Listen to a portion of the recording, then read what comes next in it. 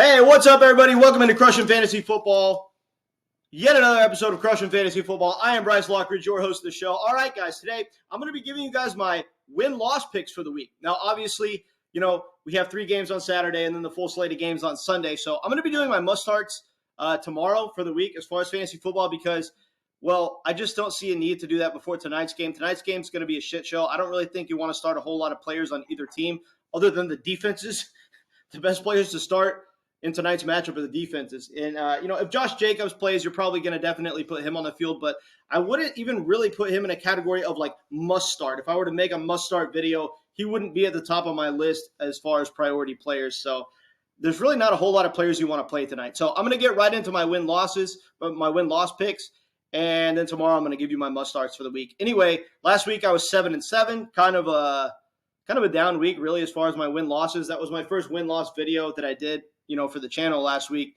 I was 7-5 going into Monday night, and then I thought I had 2 automatic wins with the Packers and the Dolphins, and I was going to be 9-5. Both those games ended up being an upset. It's all right. Anyway, starting with my first game this week, I've got the Chargers and the Raiders. I've got the Raiders winning this game. I don't think it's going to be a good game whatsoever. Neither team's going to be able to move the ball too well, I don't think. I think we're going to have a low-scoring game. And like I said, fantasy defenses are the best players to start in this game. Because I just don't think either team is going to be able to move the ball all that well. I had the Raiders winning a close game because the Chargers haven't even been able to move the ball with Justin Herbert. Now Justin Herbert's out. I don't see how this offense is going to move the ball. Obviously, the Raiders offense looks terrible as well. I think this is a game that could easily just be really low scoring, and it's almost kind of a coin flip, but I'm slightly on the side of the Vegas Raiders, so I'm taking them in this game this week. Yep, so Raiders are my first pick. Next on my list is going to be the Bengals and the Vikings. Now, obviously, we have a pretty significant quarterback advantage for the Bengals, or at least it appears so. Jake Browning has been very good.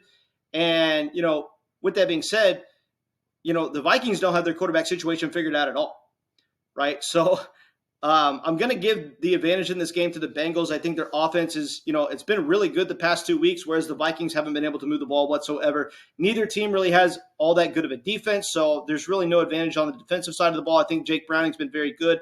Look for Jamar Chase to get fed early and often in this game. This is usually what happens when Jamar Chase comes off a bust game. He usually comes out and has an explosion game. But regardless, Browning's been shown to be able to spread the ball all around to this offense. This offense has a lot of weapons. A healthy T. Higgins certainly helps. I think the Bengals win this game. Next game on my list is going to be Steelers and Colts. I'm not excited about this game. I'm probably not going to watch any of this game. There's really not a whole lot of fantasy players you want to start on either side of the ball. And, the Steelers and the Colts, it's just not an exciting game, period. But I'm going to go ahead and take the Steelers in this one. They at least have the coaching advantage. Next on my list is going to be the Lions and the Broncos. Lions, I got beating the Broncos. Broncos have been playing better of late, but the Lions are just a better football team on both sides of the ball. They have a more potent offense. They have a better defense. They're the better football team. I have the Lions winning this game. Next game on my list is going to be the Saints and the Giants at the Dome. Both teams have had just terrible offenses this year. Obviously, the Giants looked a lot better this past week, but I feel like that's kind of the ceiling for the Giants offense is coming out and putting up 22 points or whatever they scored. I just really don't trust this offense to be consistent on a weekly basis. I think that the Saints, they're figuring things out on offense as well. But if Chris Olave plays, I think I give a significant advantage to the Saints on offense, even though their offense has been really inconsistent this season. I have them winning at home against the Giants. Next on my list is going to be the Bears and the Browns. Now, I actually picked the Bears upsetting the Lions last week, so that was one of my upsets that I actually hit on.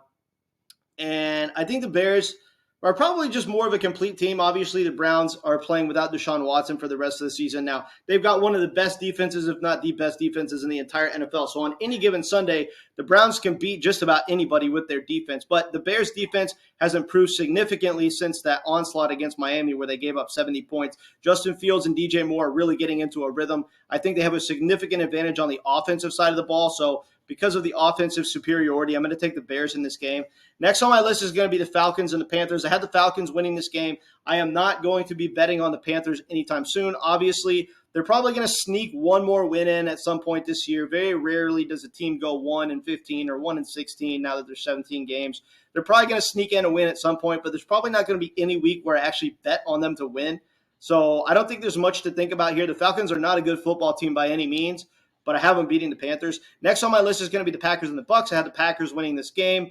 Obviously, they looked a little bit out of sorts this past game. That being said, they're a team that they've been real up and down all year. Their offensive ceiling on a weekly basis is massively high. They have games where they come out and score 35, 40 points on offense, and then they have days where they can't look like they look like they can't move the ball, right? So, which Packers team are we going to get, right? But I would say overall, the offensive weapons, the advantage goes to the Packers in this game.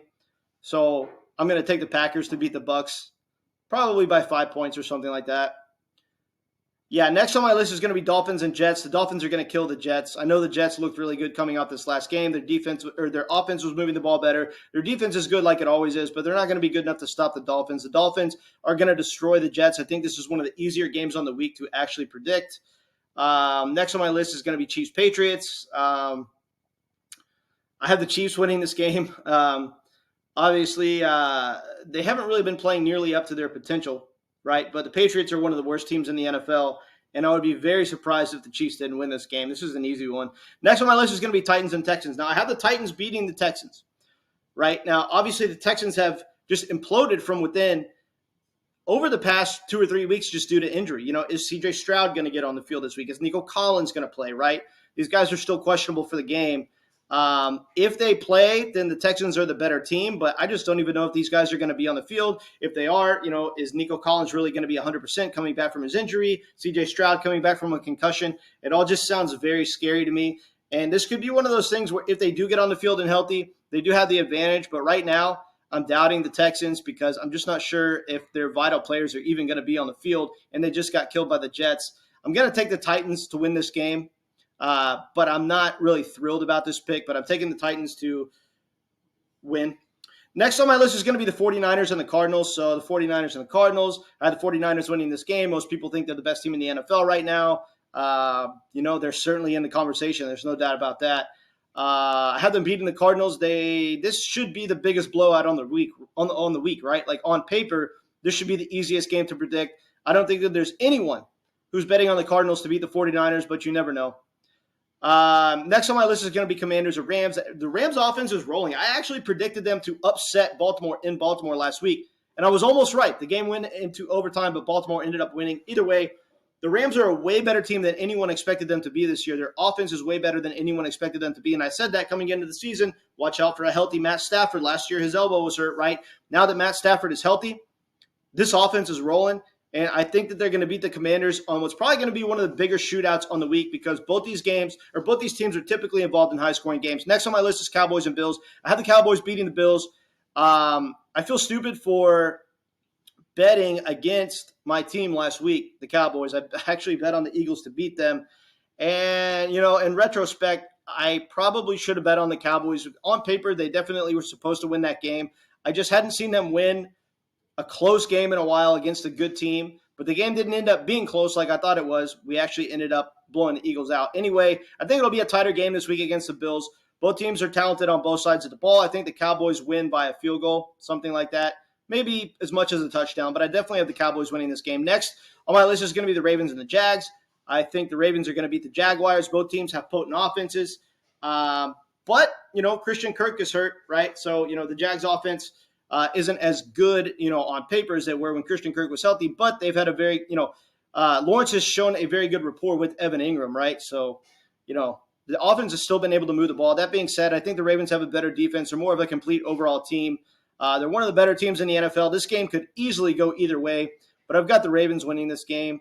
Next and final on my list here is the Eagles and Seahawks. I have the Eagles beating the Seahawks. Obviously, everyone's down on the Eagles right now after them getting absolutely destroyed in back-to-back weeks. Still a very good football team. Obviously, their defense needs some work. This could end up being a shootout-style game because the Eagles' defense is not nearly what it was last year and at the beginning of the season this year. That being said, one of the higher-scoring games on the week. I still think a high-scoring game favors the Eagles because of their plethora of offensive weapons. So I'm going to take the Eagles in this game. All right, guys. Hopefully I do better than 7-7 this week, and hopefully this helps you for whatever you need to use it for. Catch you guys later.